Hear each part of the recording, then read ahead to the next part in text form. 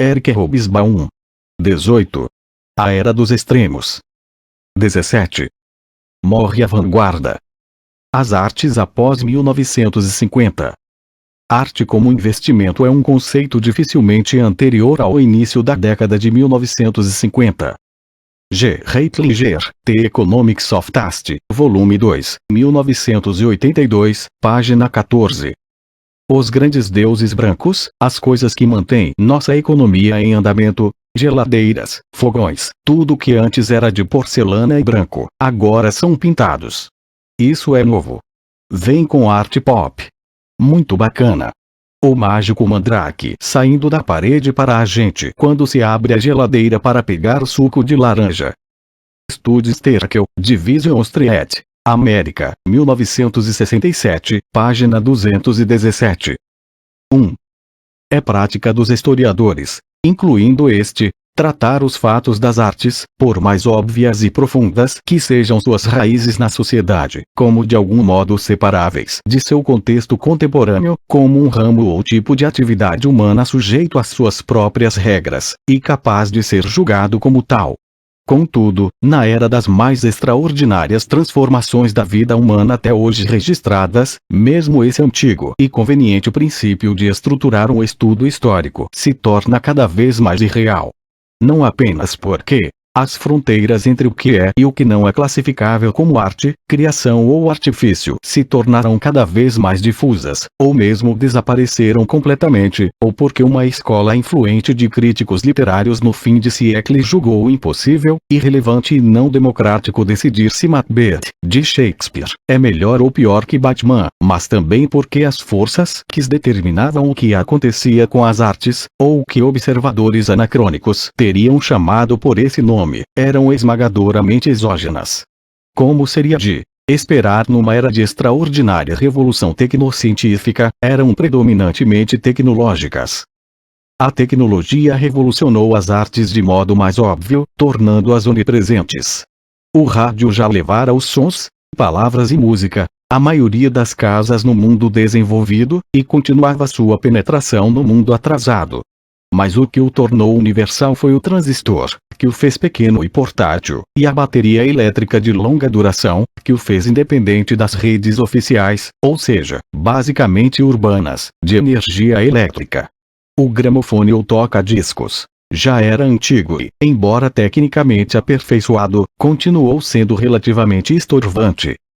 O LP, 1948, que se estabeleceu rapidamente na década de 1950, Guinness, 1984, P193, beneficiou os amantes de música clássica, cujas composições, ao contrário da música popular, raramente tentavam manter-se dentro do limite de 3 a 5 minutos do disco de 78 rotações, mas o que fez a música de nossa predileção verdadeiramente transportável foi a fita cassete, possível de ser ouvida nos cada vez menores e portáteis toca-fitas alimentados à bateria, que varreram o mundo na década de 1970, e que tinha a vantagem extra de ser prontamente copiada. Na década de 1980, a música podia estar em toda parte, acompanhando privadamente toda atividade possível por meio dos fones de ouvido ligados a aparelhos de bolso lançados, como tão frequentemente, pelos japoneses, ou projetada demasiado publicamente dos grandes ghetto blasters portáteis, pois ainda não se conseguira miniaturizar os alto-falantes. Essa revolução tecnológica teve consequências tanto políticas quanto culturais. Em 1961, o presidente de Gaulle apelou com êxito aos recrutas franceses contra o golpe militar dos seus comandantes, porque os soldados podiam ouvi-lo em rádios portáteis. Na década de 1970, os discursos do Ayatollah Khomeini, líder exilado da futura revolução iraniana, eram prontamente levados para o Irã, copiados e difundidos.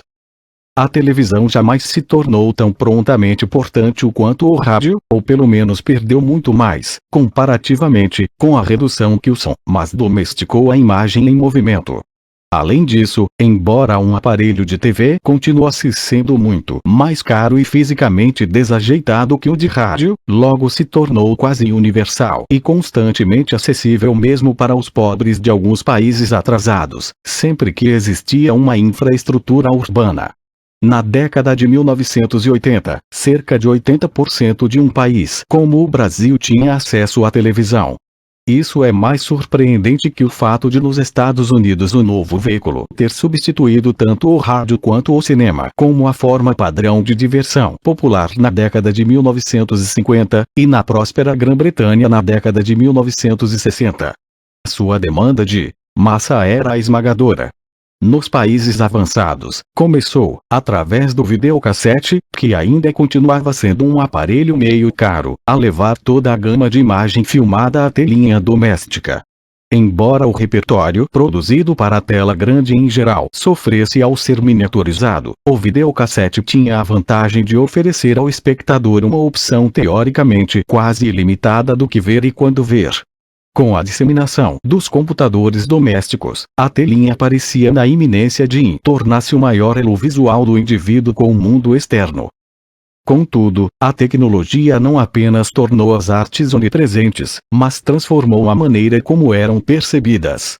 Dificilmente será possível recapturar a simples linearidade ou sequencialidade de percepção anteriores aos dias em que a alta tecnologia tornou possível percorrer em alguns segundos toda a gama de canais de televisão existentes, para alguém criado na era em que a música eletrônica e mecanicamente gerada é o som padrão ouvido na música popular ao vivo e gravada, em que qualquer criança pode congelar fotogramas e repetir um som ou trecho visual, como antes só se podiam reler trechos textuais, quando a ilusão teatral não é nada em comparação com o que a tecnologia pode fazer em comerciais de televisão, inclusive contando uma história dramática em 30 segundos. A tecnologia transformou o mundo das artes, embora mais cedo e mais completamente o das artes e diversões populares que o das grandes artes, sobretudo as mais tradicionais. 2. Mas o que aconteceu com elas? À primeira vista, a coisa mais impressionante no desenvolvimento das grandes artes no mundo após a Era das Catástrofes foi uma acentuada mudança geográfica para longe dos centros tradicionais europeus, de cultura de elite, e, em vista da era de prosperidade global sem precedentes, um enorme aumento dos recursos financeiros disponíveis para apoiá-las. Um exame mais de perto, como veremos, se mostrará menos encorajador. Que a Europa com que a maioria das pessoas no Ocidente, entre 1947 e 1989, queria dizer Europa Ocidental, não era mais a magna casa das grandes artes, tornara-se uma observação corriqueira. Nova York orgulhava-se de ter substituído Paris como o centro das artes visuais, com o que pretendia dizer o mercado de arte ou o lugar onde artistas vivos se tornavam os produtos de mais alto preço.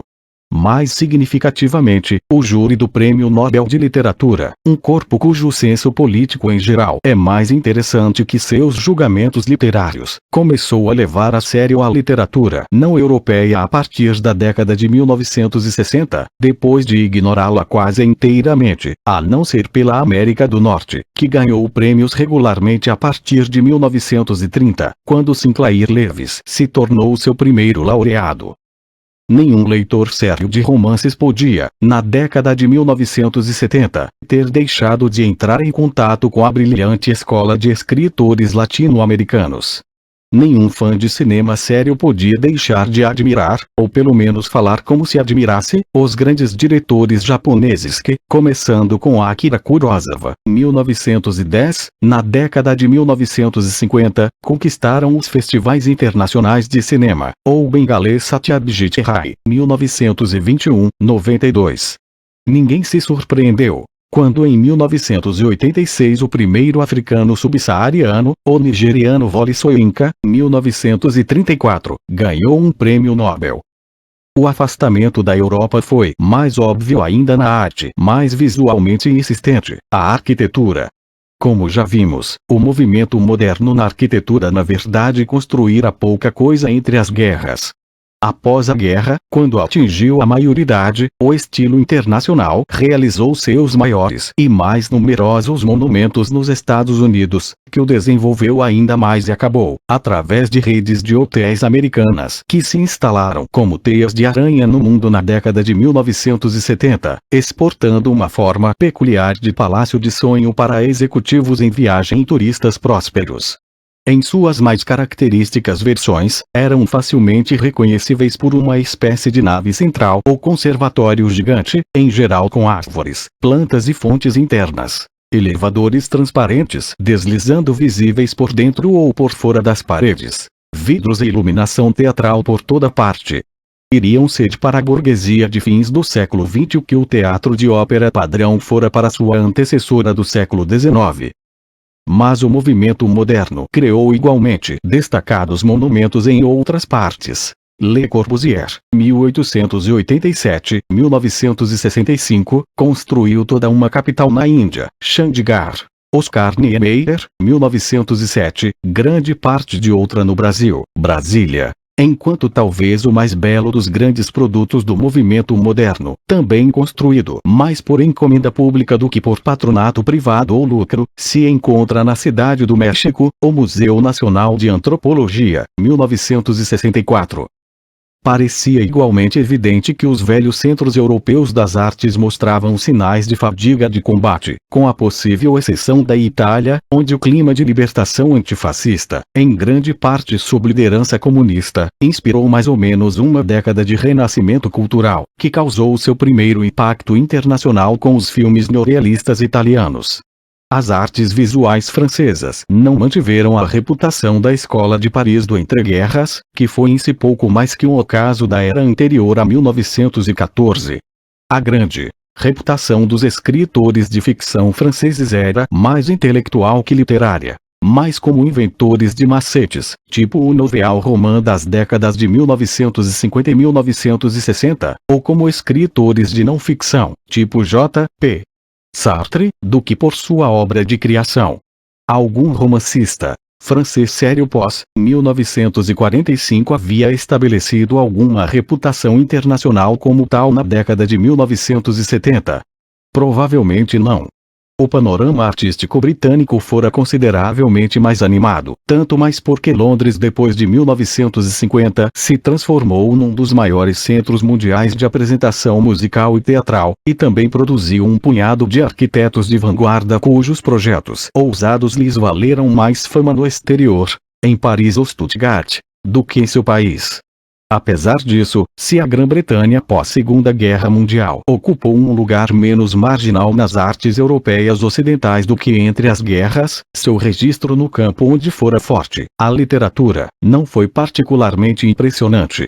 Na poesia, os escritores do pós-guerra da pequena Irlanda mais que se impuseram contra o Reino Unido. Quanto à Alemanha Federal, o contraste entre os recursos e realizações desse país, e entre seu glorioso passado de Weimar e seu presente de Bonn, foi impressionante. Não era inteiramente explicável pelos desastrosos efeitos contemporâneos e posteriores aos dos 12 anos de Hitler. É significativo que nos 50 anos do pós-guerra vários dos melhores talentos ativos na literatura alemã ocidental não fossem locais, mas imigrantes de mais a leste, Celan, Graz e vários vindos da RDA. A Alemanha, claro, esteve dividida entre 1945 e 1990. O contraste entre as duas partes, uma militantemente liberal-democrática, voltada para o mercado e ocidental, a outra uma versão didática de centralização comunista, ilustra um aspecto curioso da migração da alta cultura, seu relativo florescimento sob o comunismo, pelo menos em certos períodos. Isso, claramente, não se aplica a todas as artes, nem, é claro, a Estado sob o tacão de ferro de uma ditadura verdadeiramente assassina, como as de Stalin e Mao, ou de tiranos megalômanos menores, como Ceausescu na Romênia, 1961-89, ou Kim Il-sung na Coreia do Norte, 1945-94. Além disso, na medida em que as artes dependiam de patronagem pública, isto é, do governo central, a preferência ditatorial padrão pelo gigantismo pomposo reduziu a opção do artista, como o fez a insistência oficial numa espécie de mitologia sentimental edificante conhecida como realismo socialista. É possível que os amplos espaços abertos, enquadrados por torres neovitorianas tão característicos da década de 1950 algum dia encontrem admiradores, pense-se na Praça Smolensk em Moscou, mas a descoberta de seus méritos arquitetônicos deve ser deixada para o futuro. Por outro lado, deve-se admitir que, onde os governos comunistas não insistiram em dizer aos artistas exatamente o que fazer, sua generosidade subsidiando atividades culturais, ou, como outros poderiam dizer, seu senso defeituoso de contabilidade, foi útil. Supõe-se que não foi por acaso que o Ocidente importou de Berlim Oriental o típico produtor de ópera de vanguarda da década de 1980. A União Soviética continuou culturalmente estéril, pelo menos em comparação com suas glórias pré-1917 e mesmo com a fermentação da década de 1920, com exceção talvez da poesia, a arte mais capaz de ser praticada em privado e aquela em que a grande tradição russa do século XX melhor manteve sua continuidade depois de 1917, Akhmatova, 1889, 1966, Tsvetaeva, 1892, 1960, Pasternak, 1890, 1960, Bloch, 1890, 1921, Mayakovsky, 1893, 1930, Brodsky, 1940, Voznesensky, 1933, Akhmadulina, 1937. Suas artes visuais sofreram sobretudo da combinação de rígida ortodoxia ideológica, estética institucional, e total isolamento do resto do mundo. O apaixonado nacionalismo cultural que começou a surgir em partes da União Soviética no período Brezhnev ortodoxo e eslavófilo na Rússia, Solzhenitsyn, 1918, mítico medievalista na Armênia, por exemplo, nos filmes de Sergei Parabijanov, 1924, derivou em grande parte do fato de que os que rejeitavam qualquer coisa recomendada pelo sistema e o partido, como faziam tantos intelectuais, não tinham outras tradições a que recorrer, a não ser as conservadoras locais. Além disso, os intelectuais na União Soviética estavam espetacularmente isolados não apenas do sistema de governo, mas também do grosso dos cidadãos soviéticos comuns, que, de algum modo obscuro, aceitavam a legitimidade e se adaptavam à única vida que conheciam, e que, nas décadas de 1960 e 1970, na verdade melhorava visivelmente. Eles odiavam os governantes e desprezavam os governados, mesmo quando, como os neo-eslavófilos, idealizavam a alma russa na forma do camponês russo que não mais existia. Não era uma boa atmosfera para o artista criador, e a dissolução do aparato de coesão intelectual, paradoxalmente, desviou os talentos da criação para a agitação. Solzhenitsyn, que provavelmente sobreviverá como grande escritor do século XX, é o que ainda precisava pregar escrevendo romances, Um Dia na Vida de Ivan Denisovich, Pavilhão dos Cancerosos, porque ainda não tinha liberdade para escrever sermões e denúncias históricas.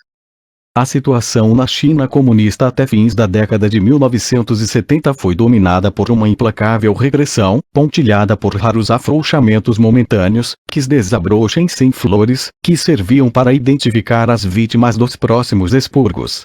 O regime de Mao Tse-tung atingiu seu clímax na Revolução Cultural de 1966-76, uma campanha contra a cultura, a educação e a inteligência sem paralelos na história do século XX.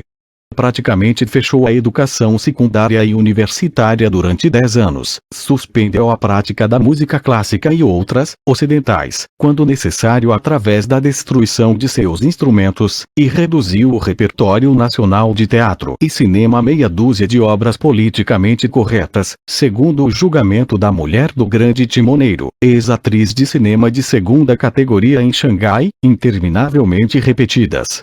Em vista dessa experiência e da tradição chinesa de impor ortodoxia, modificada mas não abandonada na era pós-Mao, a luz que brilhava da China comunista nas artes continuou bruxuleante.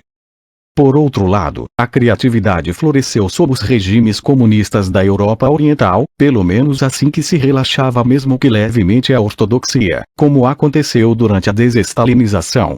A indústria de cinema na Polônia, Tchecoslováquia e Hungria, até então pouco conhecida mesmo localmente, explodiu em inesperado desabrochar a partir de fins da década de 1950, e por algum tempo se tornou uma das fontes mais reconhecidas de filmes interessantes do mundo.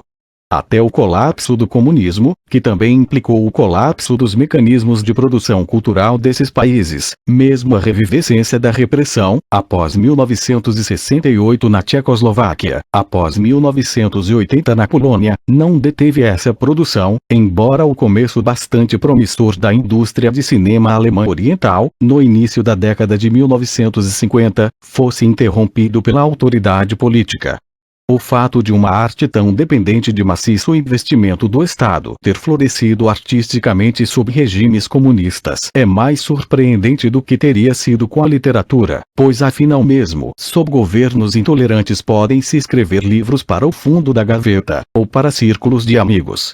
Por mais estreito que fosse o público para o qual escreviam originalmente, vários dos escritores conquistaram a admiração internacional. Os alemães orientais, que produziram talentos substancialmente mais interessantes que a próspera Alemanha Federal, e os tchecos da década de 1960, cujos textos só chegaram ao Ocidente via a imigração interna e externa após 1968.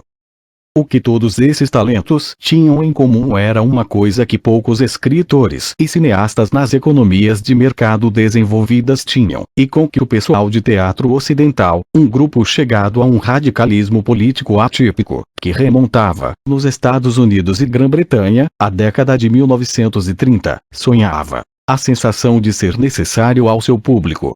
Na verdade, na ausência de verdadeira política e imprensa livre, os praticantes das artes eram os únicos que falavam do que o povo, ou pelo menos os educados em seu meio, pensava e sentia.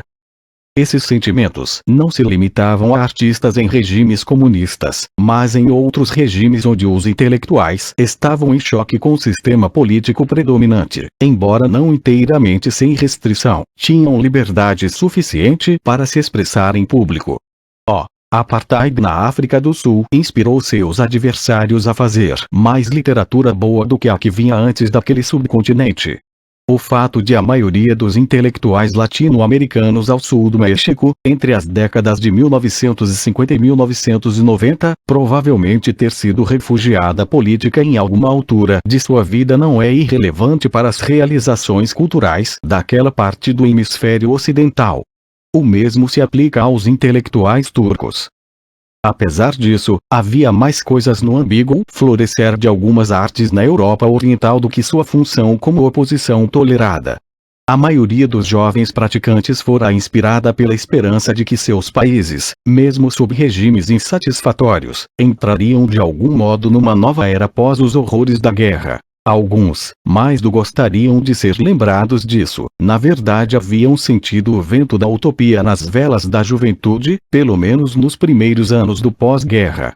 Alguns continuaram a ser inspirados por suas épocas. Ismail Kadaré, 1930, talvez o primeiro romancista albanês a deixar uma marca no mundo externo, tornou-se o porta-voz não tanto do regime linha dura de Enver Hoxha quanto de um pequeno país montanhês que, sob o comunismo, conquistou pela primeira vez um lugar no mundo. Ele emigrou em 1990.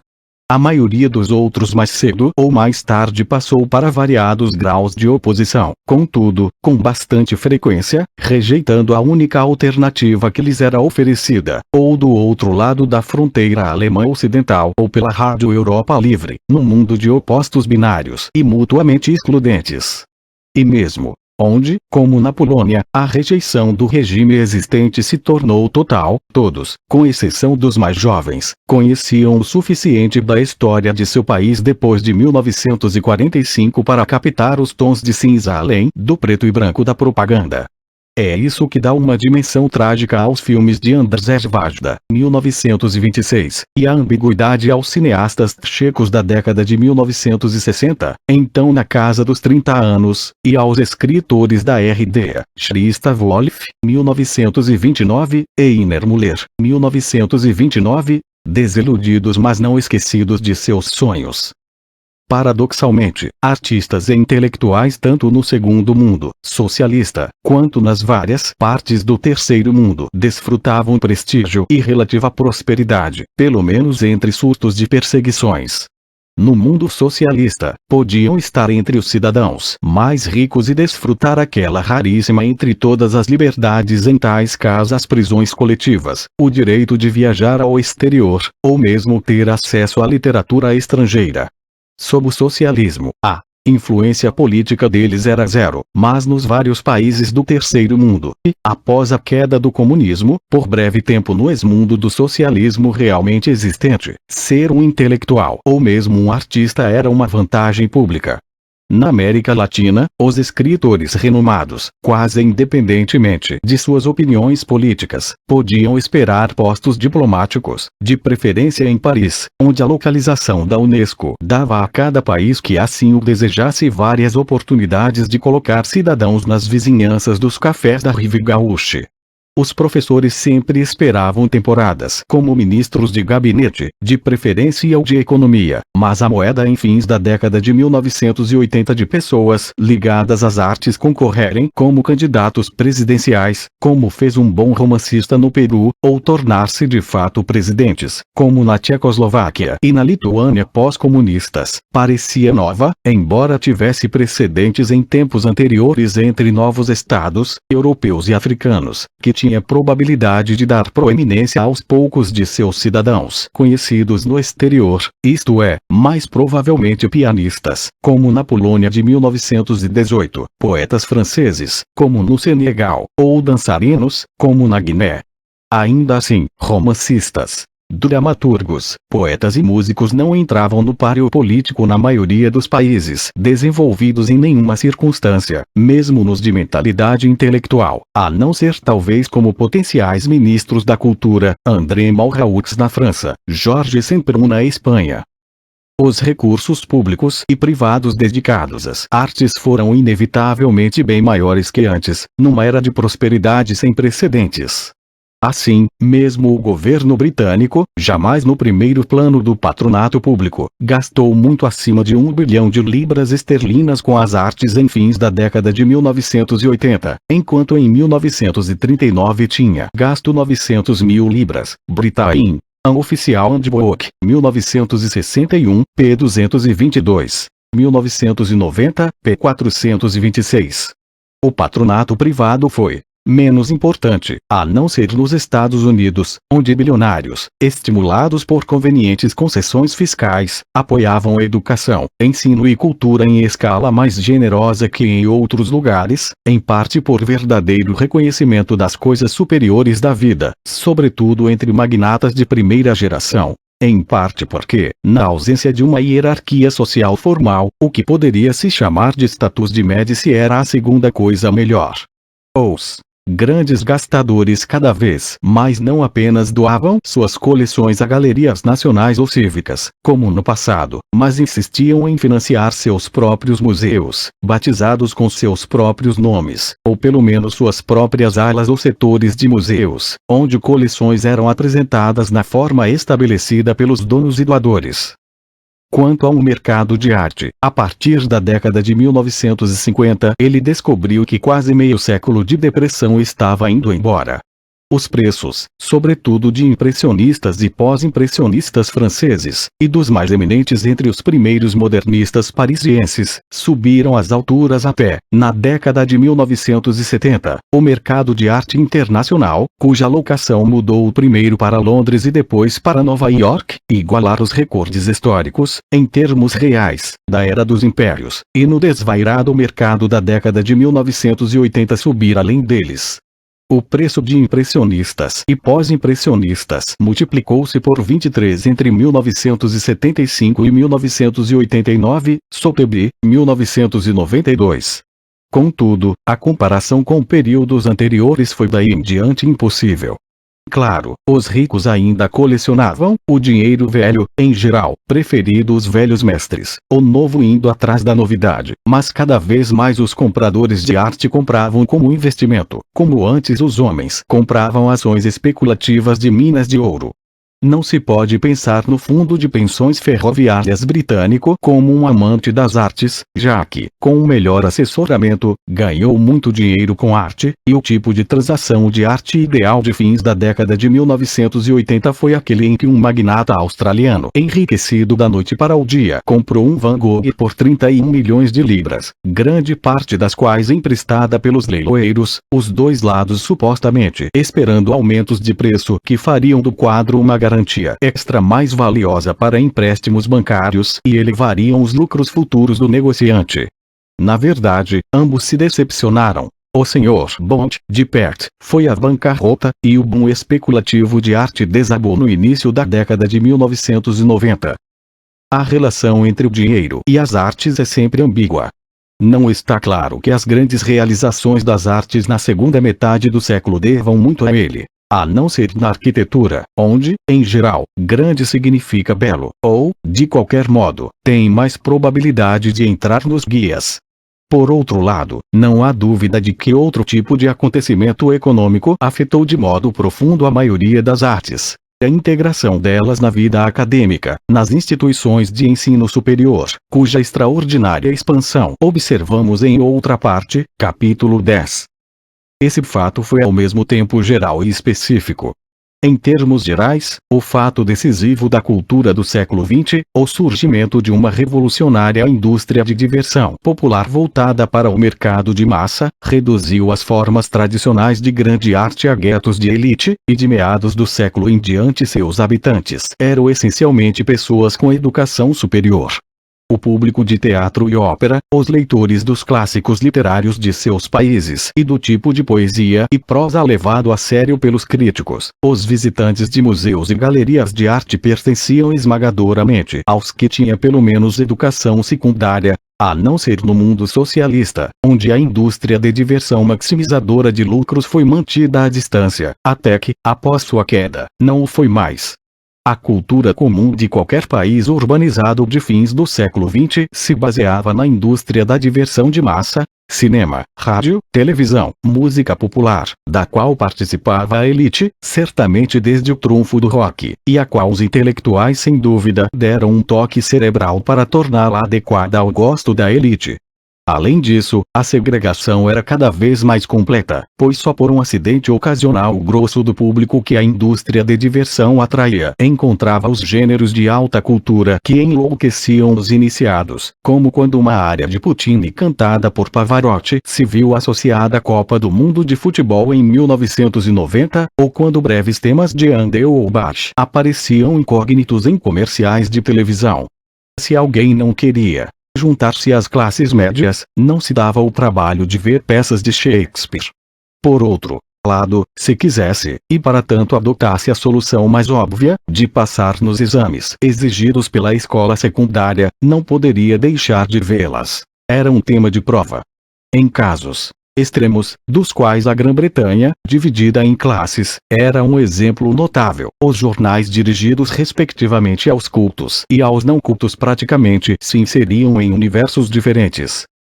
Mais especificamente, a extraordinária expansão da educação superior proporcionava cada vez mais emprego, e constituía um mercado para homens e mulheres de inadequado apelo comercial. O exemplo mais dramático se deu na literatura. Os poetas ensinavam, ou pelo menos eram residentes em faculdades. Em alguns países, as ocupações de romancista e professor se sobrepunham em tal medida que na década de 1960, como grande número de leitores potenciais era familiarizado com o ambiente, surgiu e floresceu um gênero inteiramente novo. O romance do campus, que, além do tema habitual da ficção, a relação entre os sexos, tratava de questões de interesse mais esotérico, como intercâmbios acadêmicos, colóquios internacionais, fofoca universitária e as peculiaridades dos estudantes.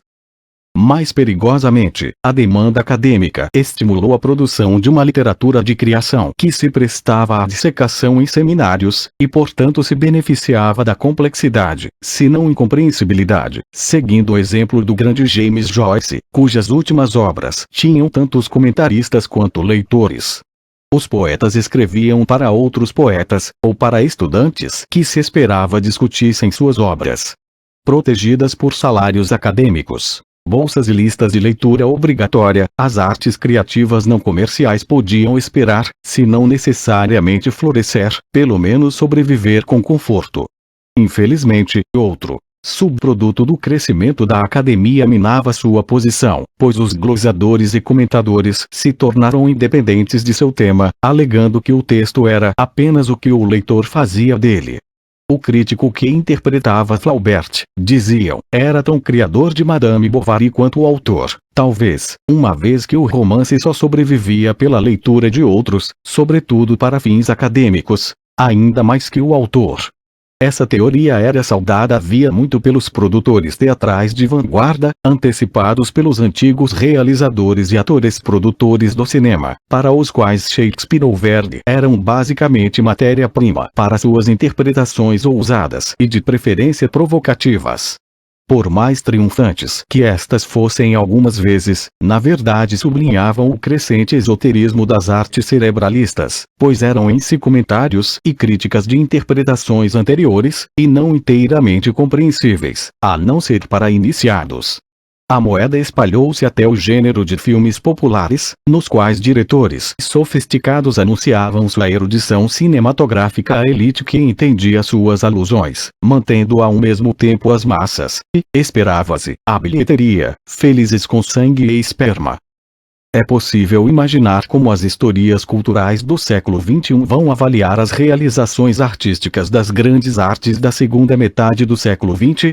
É óbvio que não, mas dificilmente deixarão de notar o declínio, pelo menos regional, de gêneros característicos que floresceram em grande estilo no século XIX e sobreviveram na primeira metade do XX.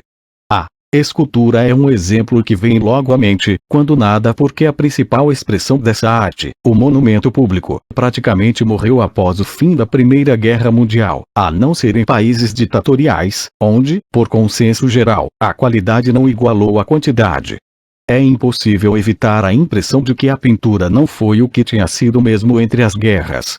De qualquer modo, seria difícil fazer uma lista de pintores de 1950 a 1990 aceitos como grandes figuras, por exemplo, dignos de inclusão em outros museus que não os do país do artista, comparável a uma lista idêntica do período do entreguerras. Esta, devemos lembrar-nos, teria incluído no mínimo dos mínimos Picasso, 1888, 1973, Matisse, 1869, 1954, Soutine, 1894, 1943, Chagall, 1889, 1985, e Rouault, 1871, 1955, da Escola de Paris. Klee, 1879, 1940, talvez 2 ou 3 russos e alemães, e 1 ou 2 espanhóis e mexicanos. Como se compararia com esta uma lista de fins do século XX, mesmo incluindo vários líderes do expressionismo abstrato da Escola de Nova York, Francis Bacon e uns 2 alemães? Na música clássica, mais uma vez, o declínio dos velhos gêneros foi ocultado pelo enorme aumento em suas apresentações, mas sobretudo em forma de repertório de clássicos mortos. Quantas novas óperas, compostas após 1950, se estabeleceram nos repertórios internacionais, ou mesmo em algum nacional, que reciclavam interminavelmente as produções de compositores dos quais os mais jovens haviam nascido em 1860? Com exceção de Alemanha e Grã-Bretanha, Enzi, Britten e na melhor das hipóteses 2 ou 3 outros, muito poucos compositores chegaram a criar grandes óperas. Os americanos, por exemplo, Leonard Bernstein, 1918-90, preferiram o gênero menos formal do musical. Quantos compositores, além dos russos, compuseram sinfonias, tidas como o coroamento da realização instrumental no século XIX?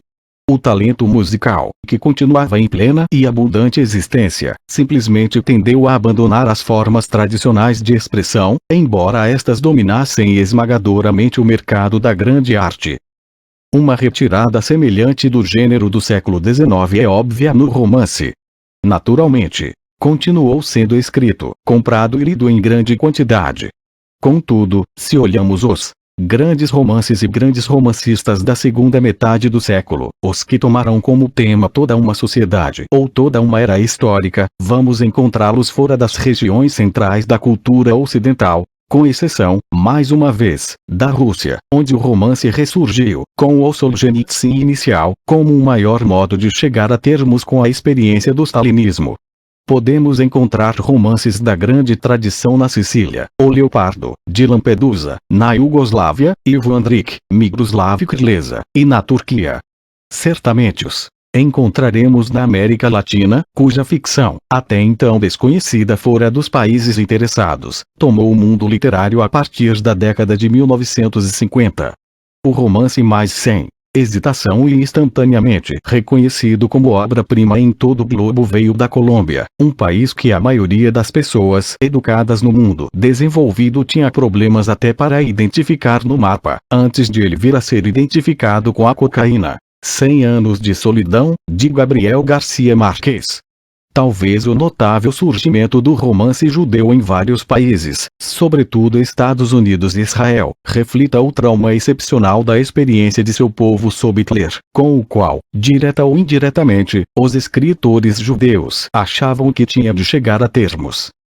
O declínio dos gêneros clássicos da grande arte e literatura não se deveu, claro, a nenhuma escassez de talento.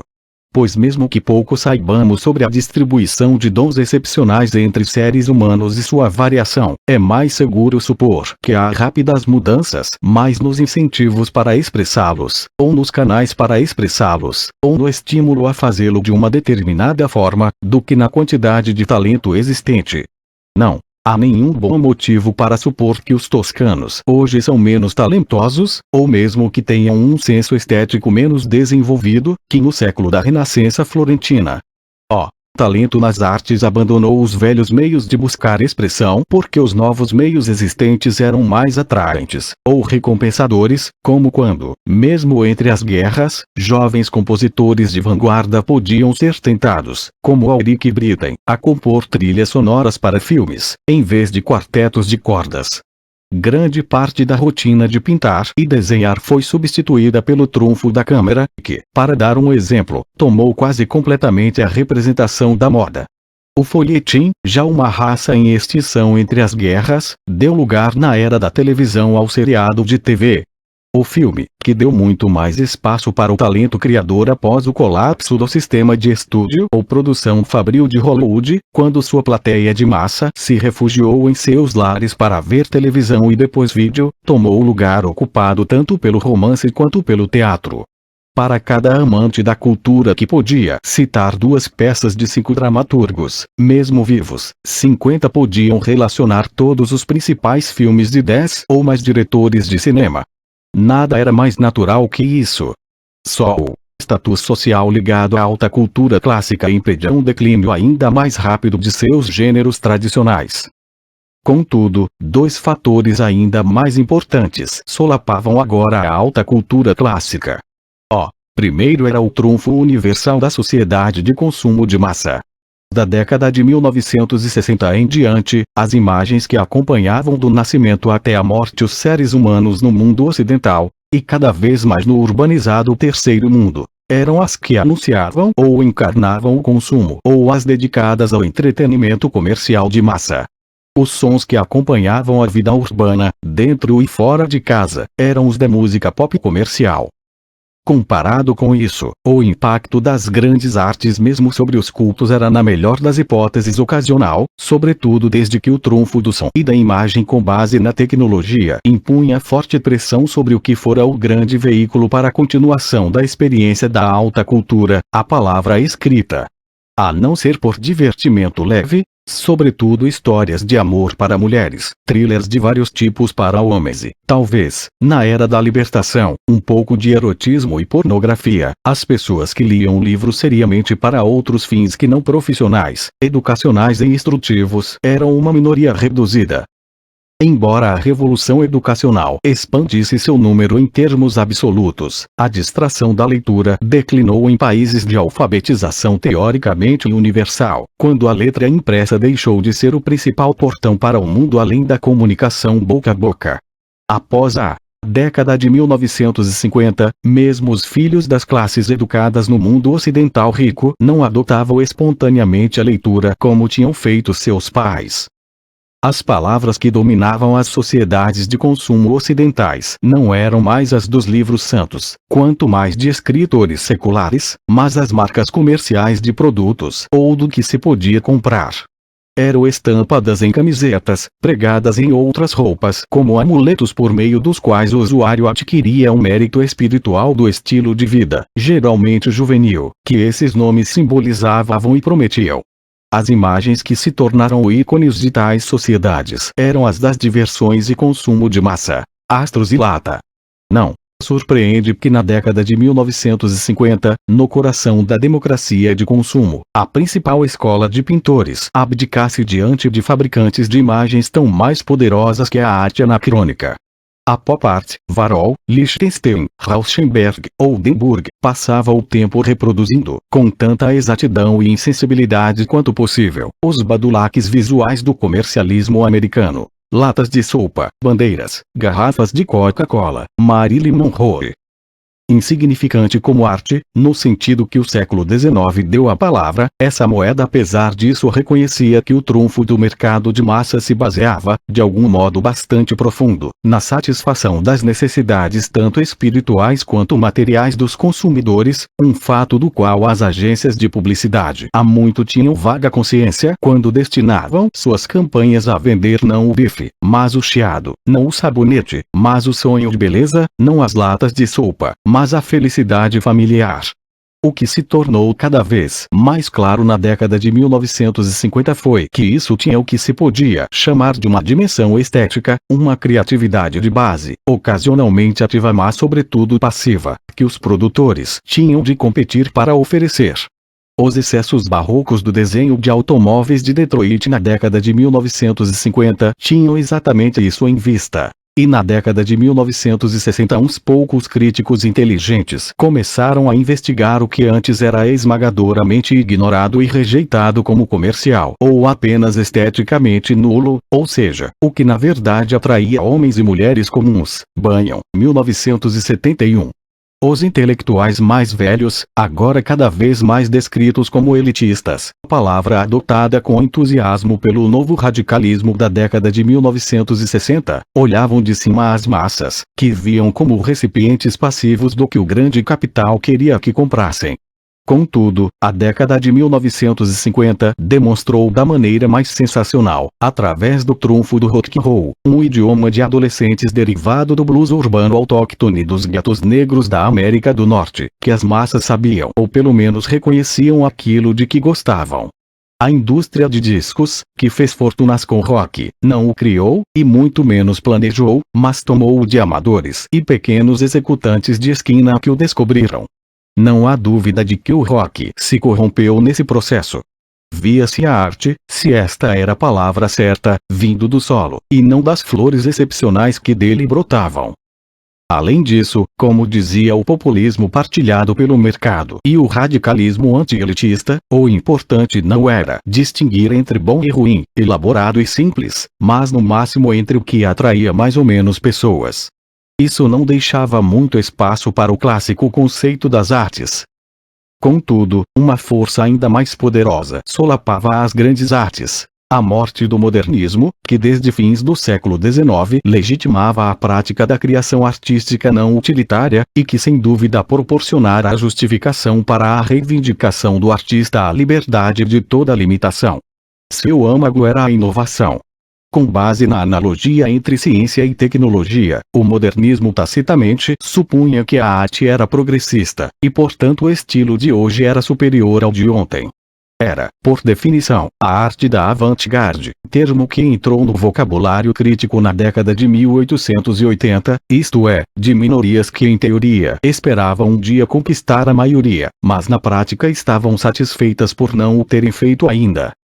Qualquer que fosse sua forma específica, o modernismo se baseava na rejeição das convenções liberal-burguesas do século XIX, tanto na sociedade quanto na arte, e na necessidade sentida de criar uma arte de algum modo adequada ao tecnológica e socialmente revolucionário século XIX, para o qual as artes e estilos de vida da Rainha Vitória, do Imperador Guilherme e do presidente Theodore Roosevelt eram tão visivelmente inadequados. Ver a Era dos Impérios, capítulo 9. Idealmente, os dois objetivos andavam juntos. O cubismo era tanto rejeição e crítica da pintura representativa vitoriana quanto uma alternativa a ela, e também uma coleção de obras de arte de artistas com direito próprio. Na prática, não tinham de coincidir, como o niilismo artístico, deliberado, do urinol de Marcel Duchamp e o dadaísmo haviam demonstrado muito tempo atrás. Esses não pretendiam ser qualquer espécie de arte, mas anti-arte. Também neste caso, idealmente os valores sociais que os artistas modernistas buscavam no século e as maneiras de expressá-los em palavra, som, imagem e forma deviam fundir-se uns nos outros, como fizeram em grande parte na arquitetura modernista, essencialmente um estilo para construir utopias sociais em formas supostamente a eles adequadas. Mais uma vez, na prática, forma e substância não tinham ligação lógica. Porque, por exemplo, deveria a cidade radiante-se terra de Euse, de Le Corbusier consistir em altos edifícios com topos planos não em ponta? Apesar disso, como vimos, na primeira metade do século o modernismo funcionou, passando despercebida a fraqueza de suas bases teóricas, ainda não inteiramente cruzada a curta distância até os limites de desenvolvimento permitidos por suas fórmulas, por exemplo, a música dodecafônica ou a arte abstrata, ainda não rachado o seu tecido por contradições internas ou fissuras potenciais. Inovação formal de vanguarda e esperança social ainda eram fundidas pela experiência de guerra mundial, crise mundial e revolução mundial potencial. A era de antifascismo adiou a reflexão.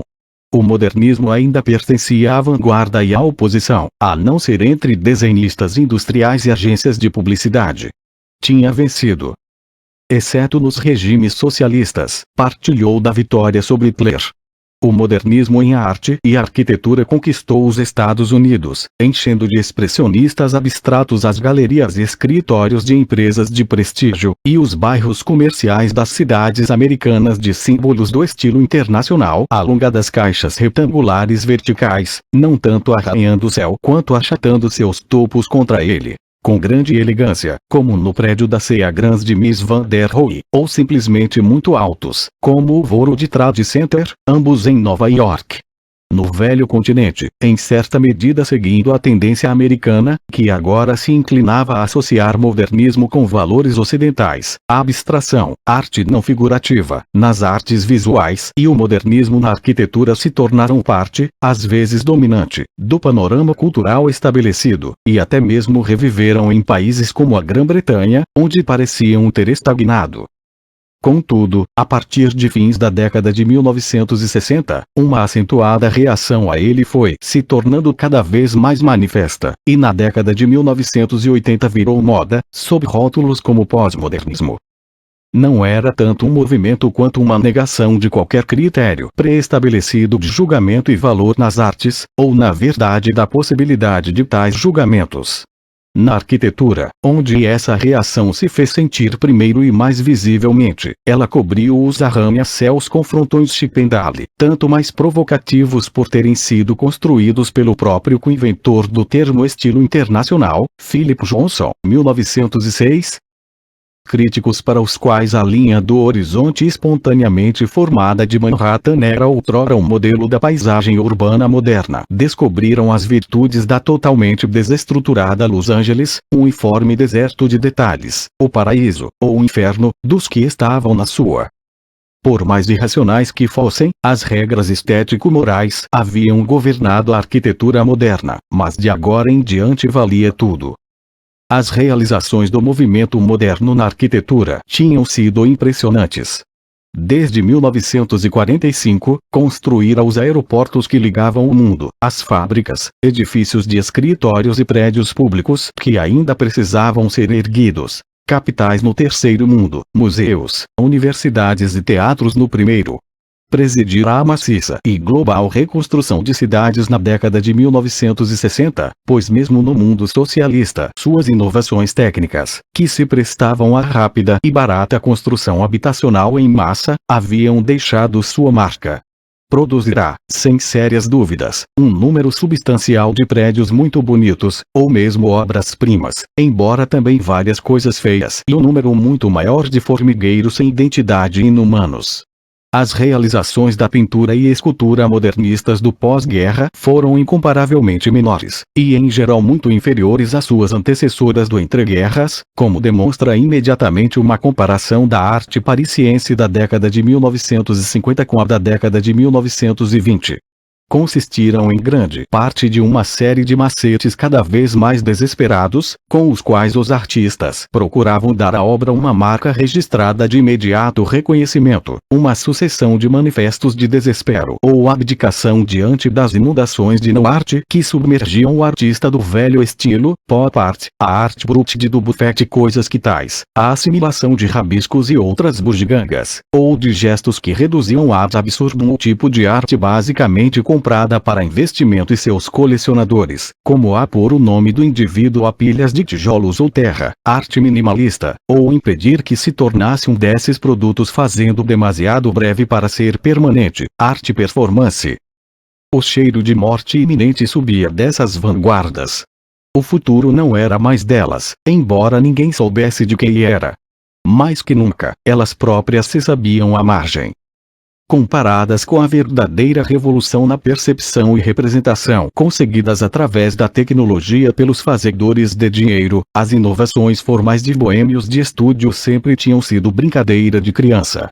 Que eram as imitações de velocidade dos futuristas na tela de pintura comparadas com a verdadeira velocidade, ou mesmo a montagem de uma câmera de cinema numa locomotiva, o que qualquer um podia fazer.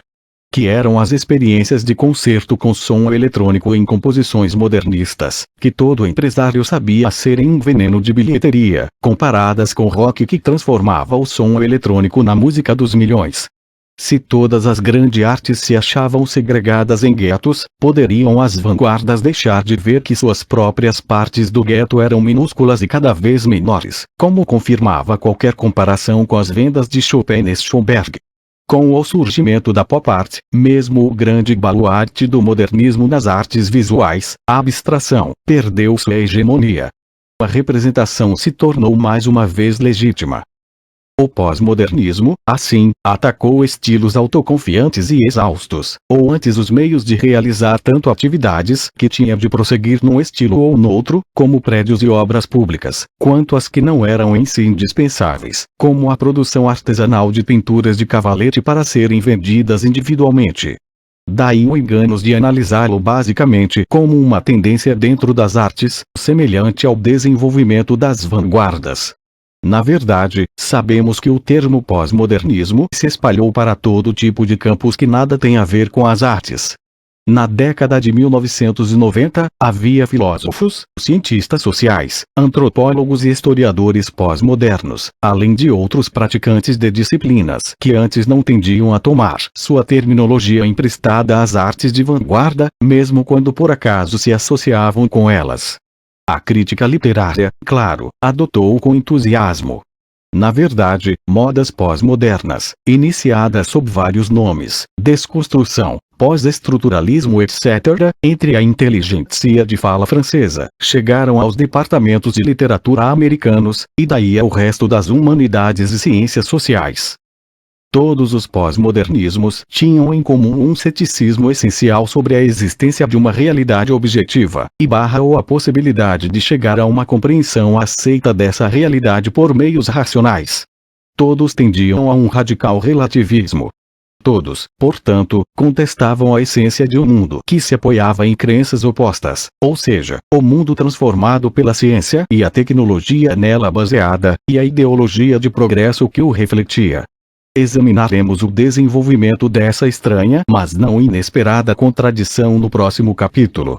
No campo mais restrito das grandes artes, a contradição não era tão extrema, pois, como vimos, a Era dos Impérios, capítulo 9, as vanguardas modernistas já haviam estendido até quase o infinito os limites do que podia reivindicar a condição de arte, ou, de qualquer modo, resultar em produtos que podiam ser vendidos ou de outro modo lucrativamente separados de seus criadores como arte. O que o pós-modernismo produziu foi antes um fosso, em grande parte geracional, entre os que se sentiam repelidos pelo que viam como uma frivolidade nihilista de novo tipo e os que achavam que levar as artes a sério era apenas mais uma relíquia do passado obsoleto. Que havia de errado, diziam, com os montes de refugos da civilização, camuflados de plástico que tanto haviam indignado o filósofo social Jürgen Habermas, último bastião da famosa escola de Frankfurt. Hughes, 1988, p. 146. O pós-modernismo, portanto, não se limitou às artes. Apesar disso, provavelmente houve bons motivos para o termo surgir primeiro no cenário artístico. Pois a essência mesma das artes de vanguarda era uma busca de meios de expressar o que não podia ser expresso nos termos do passado, ou seja, a realidade do século XX. Esse foi um dos dois ramos do grande sonho desse século, sendo o outro a busca da transformação radical da realidade. Os dois foram revolucionários em diferentes sentidos da palavra, mas os dois tratavam do mesmo mundo.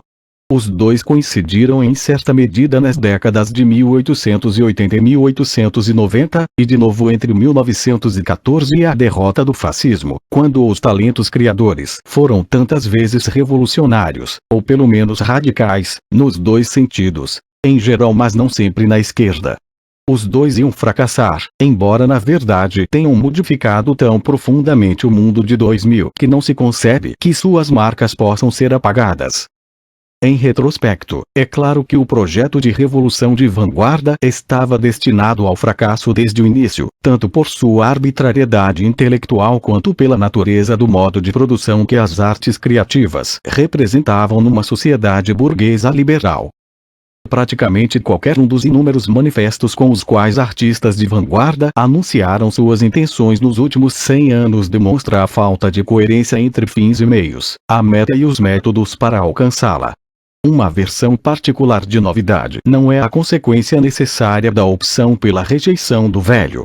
A música que evita deliberadamente a tonalidade não é necessariamente música serial de Schoenberg, baseada nas trocas das 12 notas da escala cromática.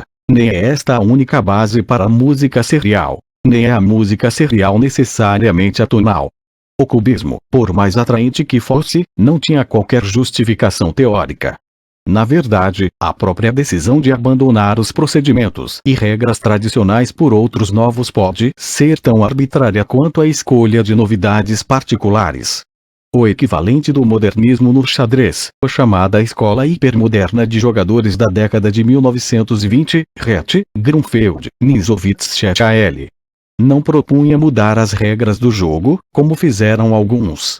Simplesmente reagia contra a convenção, a escola clássica de Tarrasque, explorando o paradoxo, preferido aberturas inconvencionais. Após o jogo P4R dos brancos está nos últimos suspiros, e mais observando que ocupando o centro.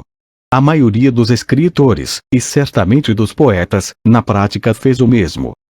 Eles continuaram aceitando os procedimentos tradicionais, por exemplo o verso rimado e metrificado onde parecia adequado, e romperam com a convenção de outras formas. Kafka não foi menos moderno que Joyce porque sua prosa era menos ousada.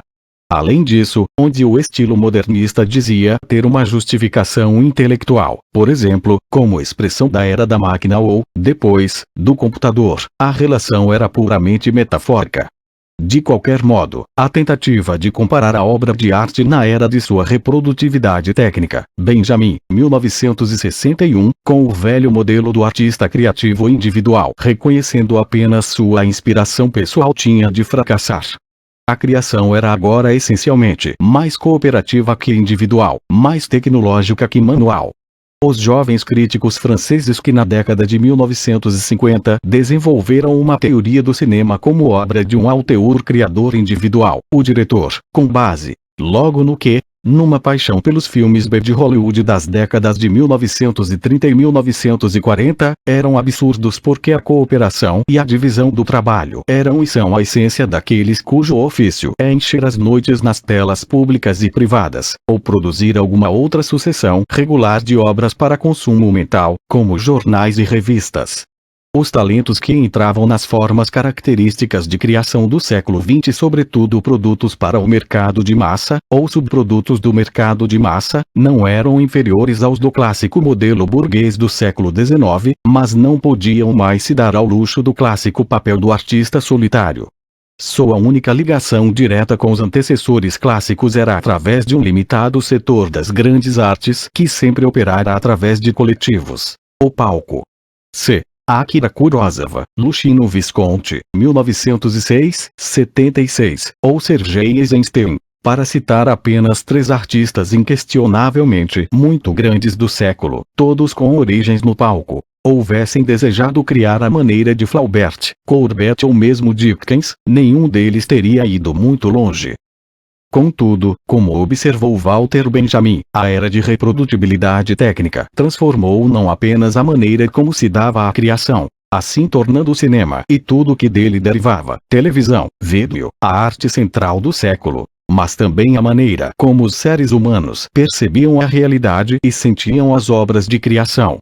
Isso não mais se dava pelos atos de adoração e preces seculares em nome dos quais os museus, galerias, salas de concerto e teatros públicos, tão típicos da civilização burguesa do século XIX, supriam as igrejas. O turismo, que agora enchia tais estabelecimentos, mais de estrangeiros que de locais, e a educação foram os últimos bastiões desse tipo de consumo de arte. O número dos que passavam por essas experiências era, claro, muito maior do que antes, mas mesmo a maioria dos que, após abrirem caminho no cotovelo até poderem ver de perto a primavera na Uffizi de Florença, ficavam em pasmo silêncio, ou dos que se comoviam quando liam Shakespeare como parte do currículo de prova, geralmente vivia num universo de percepção diferente, multiforme e invariegado.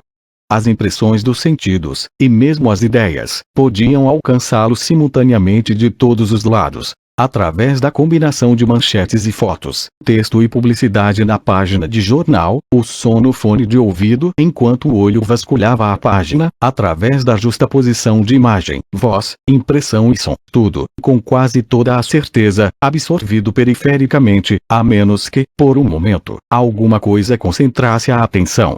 Era assim que as pessoas da cidade há muito sentiam a rua, era assim que funcionava o lazer no parque de diversões e no circo, uma maneira conhecida de artistas e críticos desde os dias dos românticos.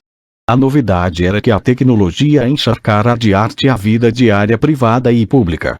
Jamais fora tão difícil evitar a experiência estética. A obra de arte se perdera na enxurrada de palavras, sons, imagens, no ambiente universal do que um dia se teria chamado arte. Ainda podia chamar-se. Para os que ligavam para essas coisas, as grandes obras duradouras ainda podiam ser identificadas, embora nas partes desenvolvidas do mundo as obras exclusivamente criadas por um único indivíduo identificáveis apenas com ele ou ela se tornassem cada vez mais marginais. E o mesmo, com a exceção dos prédios, se dava com as obras individuais de criação ou construção não destinadas à reprodução. Podia-se ainda julgar e classificar pelos padrões que haviam governado a avaliação dessas questões nos grandes dias de civilização burguesa. Sim e não. A medição do mérito pela cronologia jamais servira às artes. As artes criativas jamais haviam sido melhores apenas por serem velhas, como diziam as vanguardas. O último critério tornou-se absurdo no final do século XX, quando se fundiu com os interesses econômicos de indústrias de consumo, que extraíam seus lucros de um curto ciclo de moda e de vendas em massa instantâneas para uso intensivo mas breve. Por outro lado, ainda era tão possível quanto necessário aplicar nas artes a distinção entre o sério e o trivial, entre bom e ruim, profissional e amador, e tanto mais porque várias partes interessadas negavam tais distinções, com base em que a única medida do mérito eram as cifras de venda, ou que eram elitistas, ou que, como dizia o pós-modernismo, não se podia fazer qualquer distinção objetiva. Na verdade, só os ideólogos e vendedores sustentavam opiniões tão absurdas em público, e em privado mesmo a maioria destes sabia que distinguia entre bom e ruim. Em 1991, um joalheiro britânico que produzia para o mercado de massa criou um escândalo ao dizer numa conferência de homens de negócios que seus lucros vinham da venda de merda a pessoas que não tinham gosto para nada melhor. Ele, ao contrário dos teóricos pós-modernos, sabia que os julgamentos de qualidade fazem parte da vida. Mas se tais julgamentos ainda eram possíveis, seriam ainda relevantes num mundo em que, para a maioria dos cidadãos urbanos, as esferas de vida e arte, de emoção gerada de dentro e emoção gerada de fora, ou trabalho e lazer eram cada vez mais indistinguíveis. Ou antes, seriam ainda relevantes fora dos cercadinhos especializados da escola e academia em que tão grande parte das artes tradicionais buscava refúgio. É difícil dizer, porque a própria tentativa de responder ou formular uma tal questão pode exigir isso. É muito fácil escrever a história do jazz, ou discutir suas realizações em termos muito semelhantes aos aplicados à música clássica, descontando-se a considerável diferença no ambiente social, e o público e economia dessa forma de arte. Não é de modo algum claro que esse procedimento faça qualquer sentido para o rock, embora também ele derive da música negra americana. Pode-se esclarecer quais são as realizações de Louis Armstrong e Charlie Parker, e qual a superioridade deles sobre outros contemporâneos. Por outro lado, parece muito mais difícil alguém que não tenha fundido um determinado som com sua vida escolher este ou aquele grupo de rock entre a imensa enxurrada de som que varreu o vale dessa música nos últimos 40 anos. Billie Holiday podia, pelo menos até a época em que escrevo, comunicar-se com ouvintes nascidos muitos anos depois que ela morreu. Pode alguém que não foi contemporâneo dos Rolling Stones desenvolver alguma coisa parecida ao apaixonado entusiasmo que esse grupo provocava em meados da década de 1960? Quanto da paixão por um som ou imagem hoje se baseia em associação, não porque a música seja admirável, mas porque esta é a nossa música? Não podemos dizer. O papel ou mesmo a sobrevivência das artes vivas no século XXI são ainda obscuros. O mesmo não se dá com as ciências.